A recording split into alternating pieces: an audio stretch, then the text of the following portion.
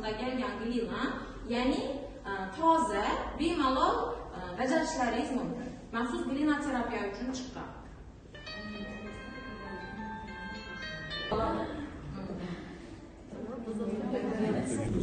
Проведенное мероприятие, оно действительно было интересно. Ну, в принципе, я уже рассказывал о том, что у меня получилось. Это получилось некое видение того места, в котором мы все находились, погрузившись, условно, да, там, в наше представление. Ну, действительно, да, над чем-то я задумался, о чем-то подумал после нашей беседы с вами перспективы, что касается там, роста и не роста. Вот, поэтому большое спасибо, очень приятное, занимательное мероприятие, надеюсь, польза на меня это уже останется. Спасибо за мастер-класс. Глину я вообще держу первый раз в своих руках, поэтому никогда такого опыта у меня не было. Было много правдивости того, что вы сказали. Есть, да, над чем задуматься, работать, может быть, над собой. В общем, спасибо. Gaplayman. Bugungi terapiyada men to'g'risi stresslarim chiqdi. O'zim uchun o'sha insight bo'ldida nimadir. Va albatta buni o'tkazish jarayonidagi o'sha trenerni o'zini tutishi ham, keyin olib borish dasturi, har birimiz bilan ishlash. Eng diqqat qaratgan narsam Nilufardagi ovozni maylligi va yoqimliligi meni tinchlantirdi birinchidan.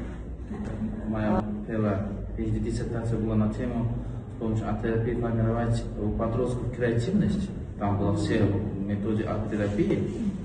Но это невозможно сказать, что это только глинотерапия. Если посмотреть, тут есть все аспекты арт-терапии. Это и глинотерапия, и коллаж, и рисунки, и вот работать с акварельными красками. И основное, если вы вначале сделали медитацию, это тоже входит в систему арт-терапии, звуковая терапия. И эта комбинация, я вот первый раз вижу эту комбинацию. Я думал, что глинотерапия там будет уже скульптуры, такие вещи, но эта комбинация реально дает возможность. Почему? Потому что тут не только идет черно-белое, а цветное. Это цвет много чего говорит. Я вот маленький изобразил, но вот цвет много о чем говорит. Что ты хочешь иметь, что ты хочешь это сделать. И это помогает не только человеку осознать свою внутреннюю силу. Вот когда я это сделал, у меня не так много было представлений, но когда другие говорят, спрашивают эти вопросы, еще вот у себя человека самопознание развивается, да, что ты хотел сказать, о чем ты хотел сказать. И немного внутри себя формируется тот объект, который ты хотел создать подсознанием. Я думаю, что у всех так было. И спасибо вам большое за это.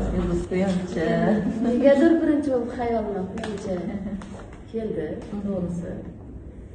Oxirida resurslarni topim deganda shu narsani o'ylamabman. Quyoncha nima yoqtiradi, o'zi ko'proq quvvat beradi, o'zi ko'proq nima deydi, quvonch bag'ishlaydi. Shu narsani o'ylamabman. Keyin siz aytganingizdan keyin sabzilar esimga tushdi. Bu просто endi quyoncha chizib olgan ekan, 5 ming sabzi ham chizilishi kerak.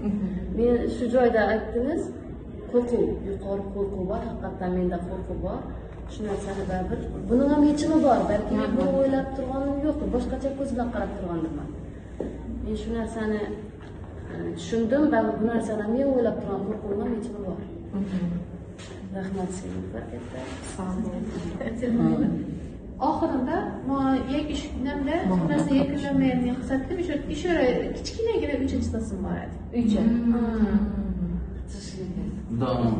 Домик вдалеке, домик в холме. Kichkina million emas, nodir dam olish uchun zona deb bir kichkinagina o'sha domik bo'lishini xohladim. Lekin tugatib bilmay qoldim. Lekin o'zim ham nima yapishni rang-barang bir narsalarni xohladim. Ranglar ko'p bo'lishini, suv bo'lishini.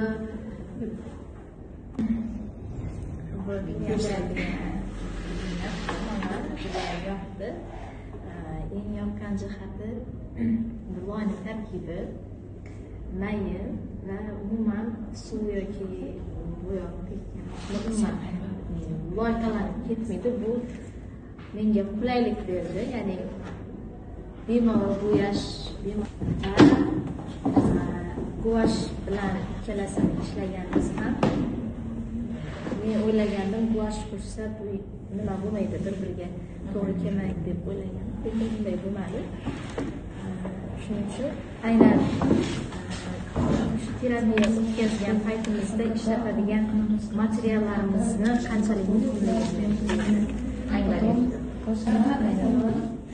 Bizlar shu imkoniyatni yaratib berganingiz uchun men birinchi marta meditatsiya jarayonida qatnashib turganim uchun bu jarayonni tushish menda dim tez bo'ldi va hayotimda necha vaqtdan beri o'zimni qabul etib bilmay yurgan vaziyatim menda yaqqol namoyon bo'ldi bunda va shu narsaga yechim topib berganingiz uchun, shuna yordam berganingiz uchun katta rahmat aytaman. Alloh vaqtlaringizni ayaming, kelganlaringiz uchun ham katta rahmat.